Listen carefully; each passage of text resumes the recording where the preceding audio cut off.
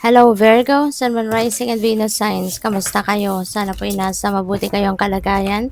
Welcome back po sa Star Tarot at kung bago kayo rito, welcome din po kayo. Please subscribe, like, share my videos and leave me a comment kung naka-resonate po kayo. Thank you. So first card ni Virgo, we have Creator Fire. So maganda to na kumbaga nababalot ka ngayon ng fire energy. Kasi paborable ito sa inyo, lalo-lalo na kung meron kayong iniisip na gusto mong gawin, meron kang ideas na gusto mong isakatuparan, may dreams ka na gusto mong mag-come to fruition na soon. Ayan, so maganda to. Kasi determination, this is about determination, this is about drive, 'di ba? Yung adrenaline mo siguro napakataas din ng level sa ngayon. As in, ang excitement nandiyan diyan. You have creative ideas oozing from your mind then kaya good for you. So we have lead your metamorphosis and there are some ideas also na nandiyan para magbago or para baguhin ang iyong sitwasyon. You are going to start to make changes in your life. At sa ngayon, maaaring ang mga pagbabagong ito na magaganap sa buhay mo, po pwedeng related yan, sa pwedeng pagkakakitaan ninyo. Maaaring related, sa trabaho, sa career mo, yung ganon, yun ang napipick up ko rito. So, what else? You are epic and magsasucceed ka dyan. Um, lalabas talaga dito yung yung galing. You will be epic sa kung ano man ang binabalak mong gawin, sa mga plano mong yan, mapagtatagumpayan mo. You are going to succeed, you're going to make it happen, and you're going to experience those things, na mga gagawin mo sa inyong 3D reality. Kaya, congrats and good luck. Talagang, yun, magaling ka talaga, 'di ba, Virgo? So, by the way, maraming salamat for subscribing. At kung hindi ka pa nakakapag-subscribe, subscribe na kayo. And also, maraming salamat din for not skipping the ads. Malaking bagay yan sa akin.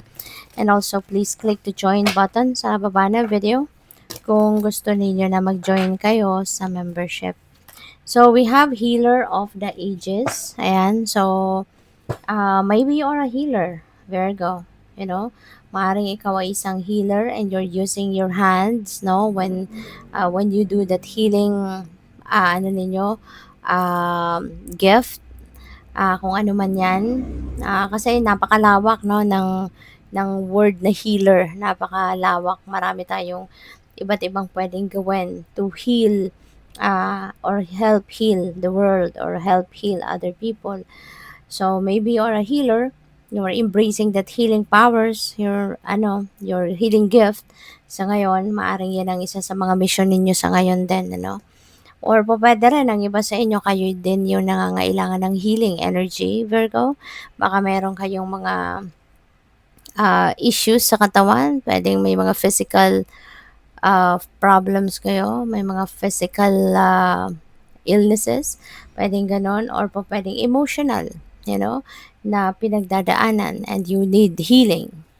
So, what else? We have hostilities. Ayan. So, ingat ka ha. Ingat ka and be careful with how you talk.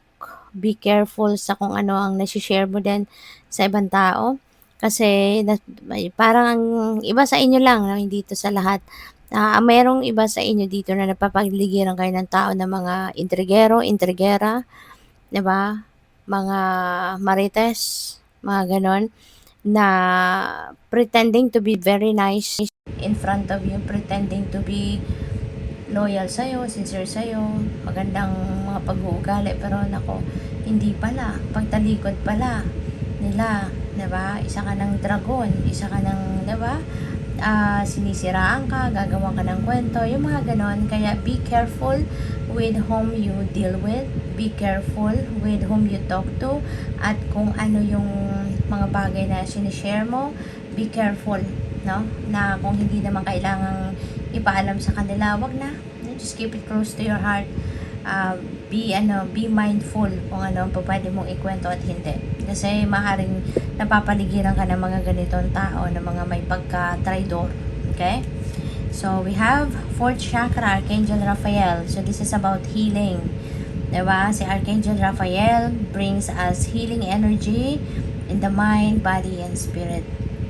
Kaya po pwede ng iba nga sa inyo dito is po pwedeng nangangailangan nga kayo ng healing energy. And ito na si Archangel Raphael, nandiyan siya para pagalingin ka, tulungan kang gumaling, tulungan kang maging maganda na muli ang inyong pakiramdam. Okay? Po pwede rin na ang iba sa inyo dito, baka may emotional na pinagdadaanan, may emotional hardships. At kasi si fourth chakra, ito yung puso natin. No? Ito yung fourth chakra is yung heart chakra natin. That is our heart, that is our puso. That governs our emotions. You know? Kaya po pwede ng iba sa inyo, baka may mga issue sa puso. Diba? Yung pwedeng literal na physical illness na maaring may iniindang problema sa heart. Po pwedeng ganon. Or po pwedeng na heartbroken, po pwedeng na nagkaroon ng heartache, ganon, po pwedeng emotional, po pwedeng sa relationship, parang ganon. So, whatever the case may be, Archangel Raphael is here to help you heal kung ano man ang inyong nararamdaman. You know, tutulungan ka niya na maghilom ang mga sugat mo at gumanda ang inyong pakiramdam. Okay? So, tingnan natin ano pa ang mga messages and energies ninyo surrounding you this week.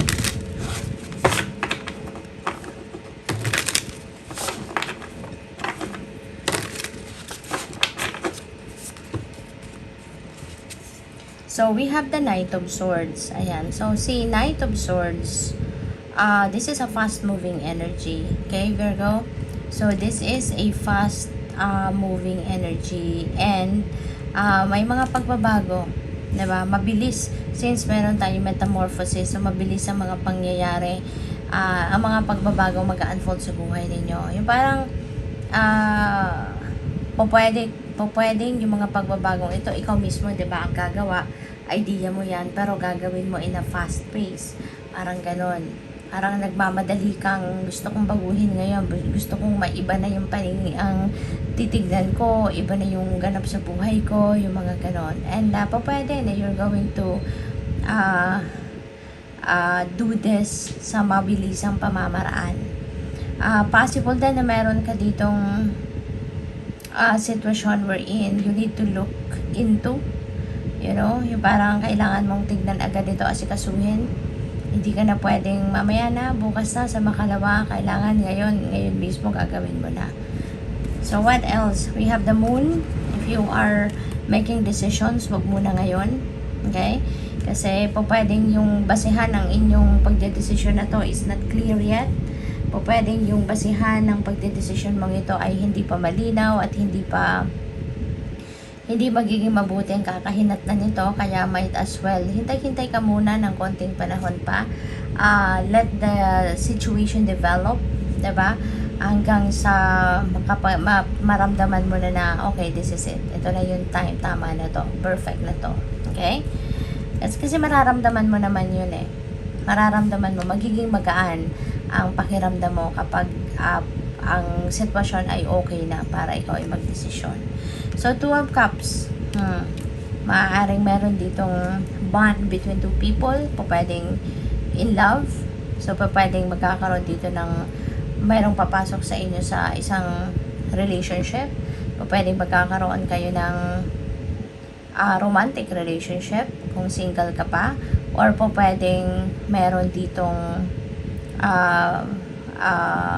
magkarelasyon na pwedeng mag-uusap na regarding leveling up ng commitment.